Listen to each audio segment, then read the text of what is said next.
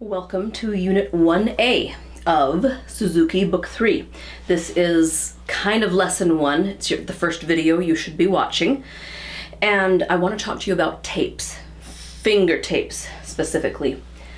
I continue to have finger tapes on my teaching violin as a visual reference for you. In Suzuki Book 2, I encouraged you all to get rid of your tapes and to wean yourself off of relying on the tapes, because remember, the focus of Book 2 was heavy practice on tonalizations and learning to hear and seek those ringy pitches without relying on a visual reference. Instead, we developed a aural or audio reference. And it's also a vibrational reference. You can really feel it when you're on the ringy note. So I encouraged you to get rid of all of your tapes. Now, if you still have tapes on, it's okay. I would encourage you to get rid of 1 and 2 and 4 as quickly as you can. You don't need to do it right away, but just make that a priority. If you got rid of all your tapes and you have nothing on your fingerboard, then I want to throw out a couple of possibilities for you. First of all, ringy notes. But I've discovered when I listen to students who have taken my online courses, if they schedule a private lesson or something, I notice some weak spots, and that is students think that they're doing the ringy notes well, and they're not. So in my opinion, it's better safe than sorry. It's better to put a third finger tape on for a little while longer, because we're going to continue really hitting hard those ringy threes. So if you're not 100% confident, put a third finger tape on. There's no shame in that at all for Book 3. Okay, that's one option that you have. If you're not completely confident with your ringy notes. If you are totally confident with your ringy notes, then good for you. Don't put any tapes on. Okay, but the focus of Book 3 is going to be heavy-duty third position work. And so that's why the third finger tape will be helpful, because that's where your first finger is going to go now.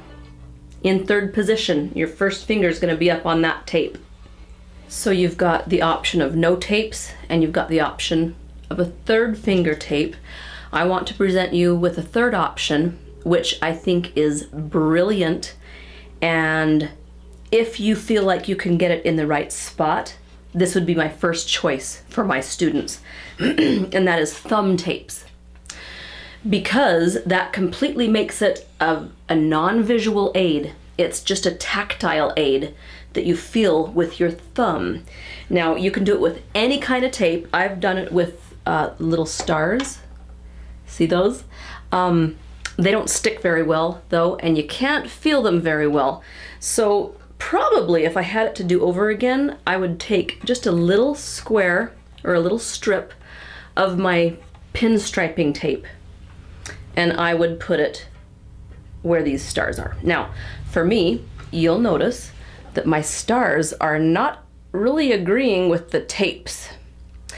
And that is because for my personal hand position, I've got my thumb slightly behind where my first finger is. See where my thumb is? Especially when vibrato starts kicking in.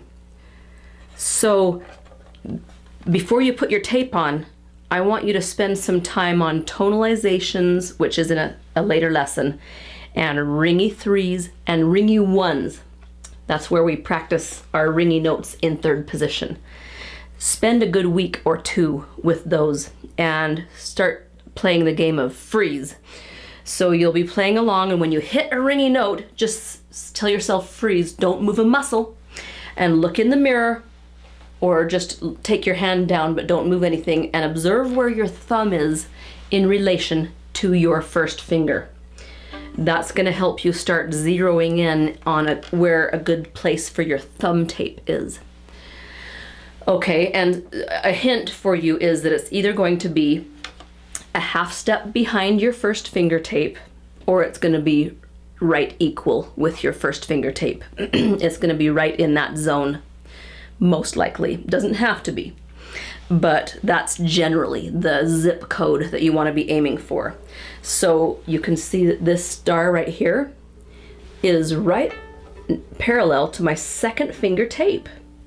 Now, is this exact? No, it's not.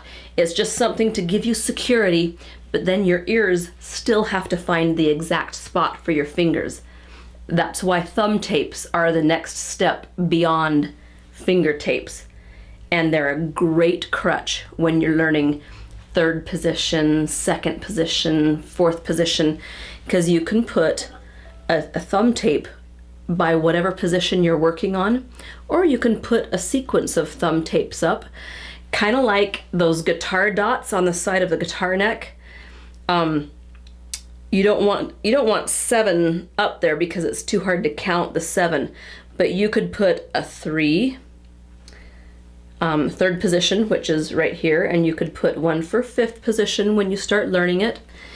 Then when you start learning second and fourth position, I'd take the other ones off and I'd give yourself some tapes for second and fourth position. And we'll talk about that again when we start learning second position, which is what we'll do next. We start with third position and then we go back down to second position for very good reasons. We won't get into those right now. Okay, so experiment. Don't forget, if you get it in the wrong spot, take it off and replace it. It's not like it has to stay where you put it the very first time. All right, so that's it for tapes, and now let's get busy on some third position. I'll see you in the next video.